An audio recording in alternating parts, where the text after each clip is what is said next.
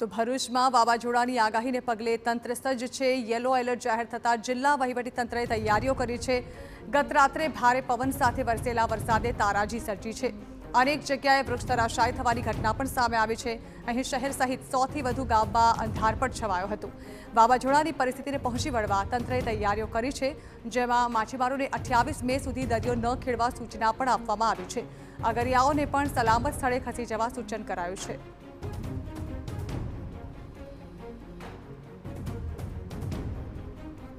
તંત્રની તમામ પાંખ એના માટે તૈયારીઓ કરી લીધી છે, પ્રતિબદ્ધ છે। આ સમય દરમિયાન માછીમારોને દરિયો ન ખેડવા માટે ખાસ સૂચના આપવામાં આવે છે। મીઠાના અગરોમાં કામ કરતા અગરિયાઓ છે એમને પણ સાવચેતી સાથે શેલ્ટર હોમ છે ત્યાં આશરો લેવા માટે જણાવવામાં આવે છે।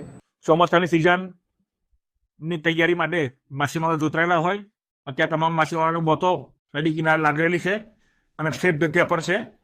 અમે લોકોએ તંત્રની સૂચનાનો અમલ કરીને તમામ માછીમારોને દરિયો ન ખેડવા અને સ્થળ પર એલર્ટ રહેવા માટે સૂચનાઓ આપી દીધેલી છે।